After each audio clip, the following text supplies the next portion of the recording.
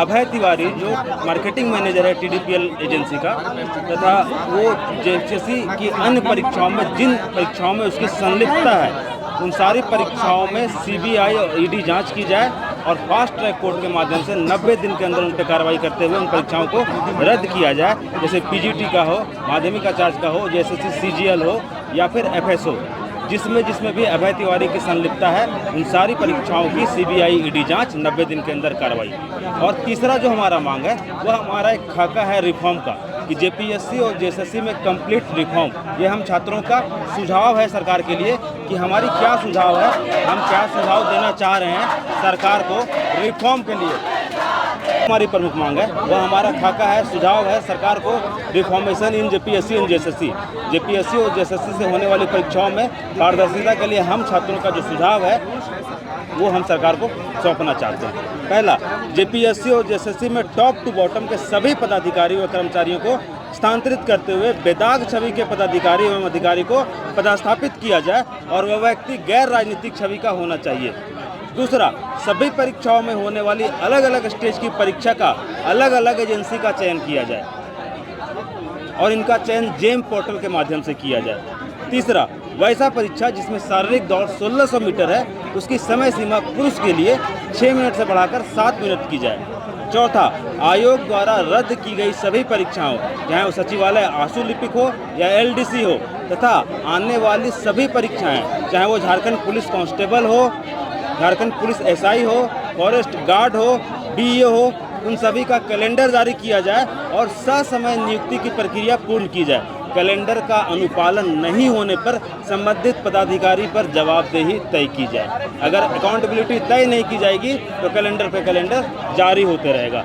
Next है 14वीं JPSC की अधियाचना को वापस लेते हुए 14वीं एवं 15वीं JPSC का विज्ञापन अतिशीघ्र प्रकाशित किया जाए तथा इसमें अधिकतम उम्र की गणना 1/8/2018 की जाए। कहने को तो आप 14 JPSC लेते हैं, पर सिस्टम से अभी तक सिर्फ 8 एग्जाम हुआ है JPSC का झारखंड में, तो उम्र की सीमा में 2018 में गणना की जाए, चाहे वो JPSC के एग्जाम हो या JSSC का आने वाला SI हो या जो भी परीक्षा है, छात्रों को उम्र सीमा में छूट मिलनी ही चाहिए।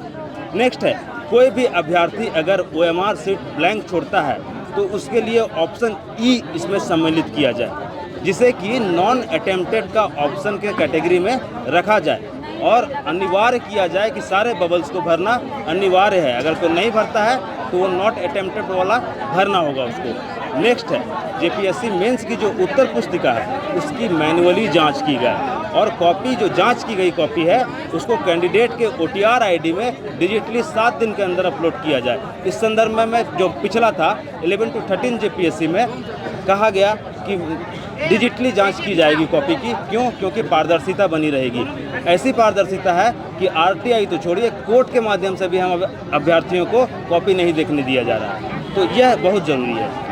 नेक्स्ट है, JPSC और JSSC के नियमावली से लेकर विज्ञापन में किसी भी प्रकार की दुविधा अगर छात्र को होती है तो आयोग के संबंधित अधिकारी 1 दिन के बाद प्रेस वार्ता करते हुए दुविधा का समाधान करें।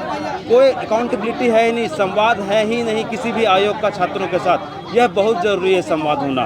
और एक और है कि JPSC तथा JSSC की सभी परीक्षाओं में अधिकतर उम्र जो अनारक्षित वर्ग के लिए है वह 42 साल और कैटेगरी वाइज उसी हिसाब से होना चाहिए। ये हमारी प्रमुख मांग और रिफॉर्म्स के हमारे सुझाव हैं सरकार के लिए। अगर हमारी मांग मानी नहीं जाती है तो हमारा एक चौथा मांग है, माननीय मुख्यमंत्री इस्तीफा दीजिए। कार्मिक के विभागीय सचिव प्रभार होने के कारण जो भी कार्मिक में अनियमितता हुई है उसके लिए आप जिम्मेदार हैं। हमारी मांगे माने, अन्यथा इस्तीफा दें। अगर आप हमारी मांगे मान लेते हैं तो हमें आपका इस्तीफा नहीं चाहिए, हम आज ही यहाँ से उठ के चले जाएंगे। लंबा खाका आपने तैयार किया है, लंबा खाका आपने। संवादहीनता बहुत बुरी बात होती है। जब छात्रों और सरकार के या व्यवस्था के बीच में कोई बात ही नहीं है, हम अपनी मांग कहाँ से कैसे पहुँचाएं सरकार तक। हम चाहते हैं कि सरकार हमसे बात करे, हमारी मांगों को सुने। जो भी हमारी जायज़ मांगे हैं, हमारी सारी मांगे जायज़ हैं। हमारी मांग सिर्फ 2 है। जो तीसरा खाका है वह हमने JPSC और JSSC के रिफॉर्म के लिए प्रस्तुत किया है।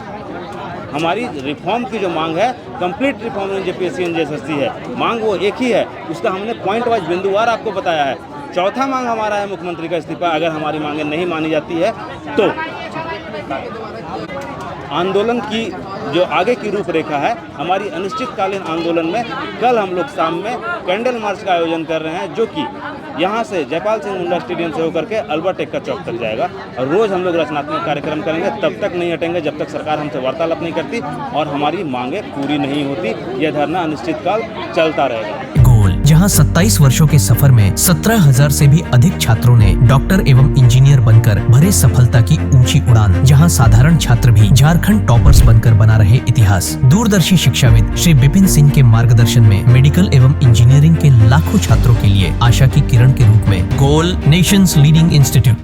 बायोम इंस्टीट्यूट नीट की तैयारी के लिए एक भरोसेमंद नाम। यहाँ अनुभवी फैकल्टी, स्मार्ट क्लासरूम और बेहतरीन टीचिंग मेथड से स्टूडेंट्स को मिलती है मजबूत तैयारी। यहाँ हर स्टूडेंट को मिलता है पर्सनल गाइडेंस और डाउट क्लियरिंग का पूरा सपोर्ट। नीट 2027 और 28 के लिए फेज 1 बैच 9 अप्रैल से शुरू हो रहा है। आज ही बायोम इंस्टीट्यूट से जुड़े और अपने डॉक्टर बनने के सपने को दे सही दिशा। बायोम इंस्टीट्यूट सिर्फ मेडिकल प्रिपरेशन का संस्थान। काम की तलाश है, भरोसेमंद नौकरी चाहिए, जुड़िए एएनजी के साथ, जहां श्रमिक सबसे पहले। 12 घंटे की ड्यूटी, हर दिन 3 समय का खाना, मुफ्त रहने की सुविधा, आपकी सुरक्षा के लिए इंश्योरेंस, ओवर टाइम का लाभ, पीएफ सीधा क्लाइंट से, समय पर पूरा वेतन और जरूरत पड़ने पर एडवांस पे। एएनजी मैन पावर सॉल्यूशंस, सम्मान के साथ काम, भरोसे के साथ कमाई।